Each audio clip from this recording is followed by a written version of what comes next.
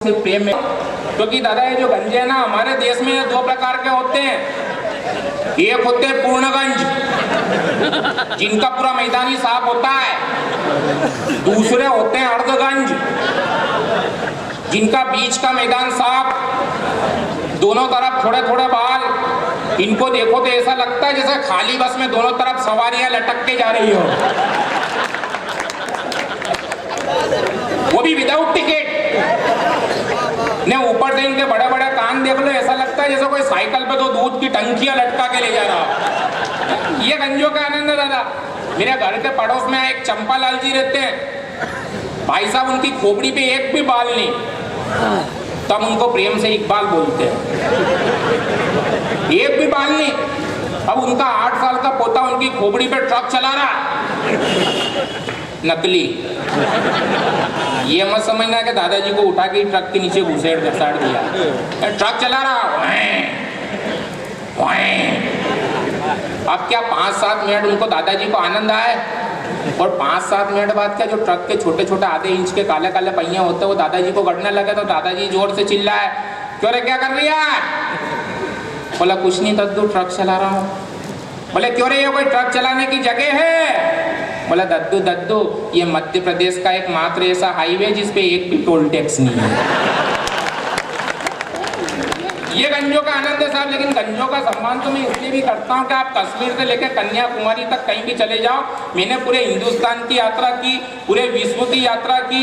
मैं कहना चाहता हूँ कि आप कहीं भी चले जाओ, मैं भी पूरा हिंदुस्तान घूमा। गंगटोक, गुवाहाटी, हैदराबाद, इम्फाल, जयपुर, लखनऊ, पटना, पणजी, शिमला, शिलांग, श्रीनगर, तिरुवनंतपुरम। पर पूरे विश्व में गंजा एकमात्र ऐसा प्राणी होता भाई साहब जिसका कोई बाल भी बांका नहीं कर सकता। ये आनंद होते हैं साहब। मैं निवेदन कर देना चाहता हूँ। 4 आओ दादा, यही रखा है कवि सम्मेलन अपन, आ जाओ। टाइम पे एक बैठ गई है, अब ठीक एक बची है। सीधे बैठो, ऐसे सुबह 6:45 पे बैठते आप। आइए साहब, मैं निवेदन कर देना चाहता हूँ कि पैसा आदमी के रूप बदल देता है। मोदी जी ने नोटबंदी की, उसका प्रभाव देखना। मैं कहना चाहता हूँ कि पैसा आदमी के लिए कितना महत्वपूर्ण है, और पैसा बंद हुआ तो बहुत अच्छा हुआ कि पैसा आदमी के रूप बदल देता है। कहीं छांव तो कहीं धूप बदल देता है। मंदिर किसी भी भगवान का हो, उसके सामने एक पेटी होती है, उस पेटी में भी साक्षात लक्ष्मी देवी बैठी होती है। और यहाँ से कविता के साथ यात्रा करना मित्रों, कि पैसा अगर उस पेटी में हो तो आदमी को पुजारी बना देता है। पैसा अगर उस पेटी में हो तो आदमी को पुजारी बना देता है। पैसा अगर तिजोरी में हो तो आदमी को सरकारी बना देता है।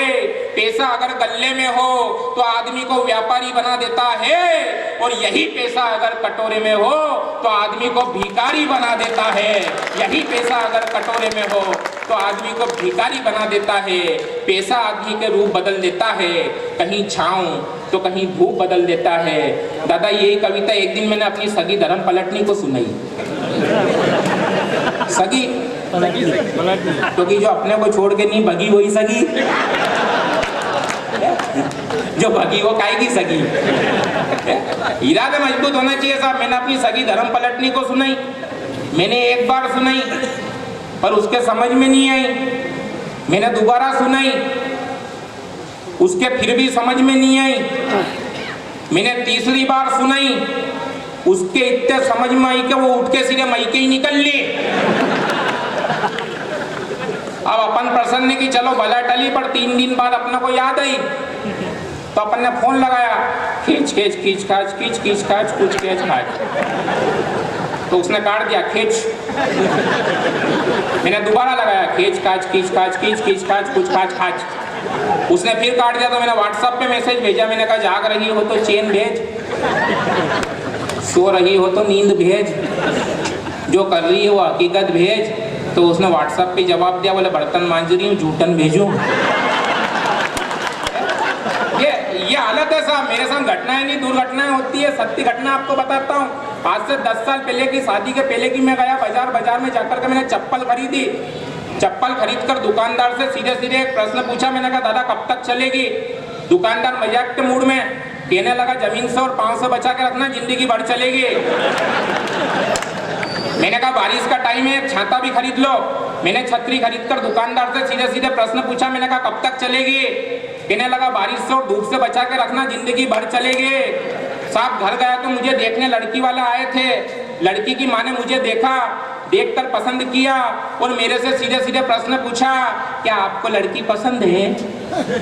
और अपन तो मजाक के मूड में आ गए। मैंने कहा पसंद तो है, पर कब तक चलेगी?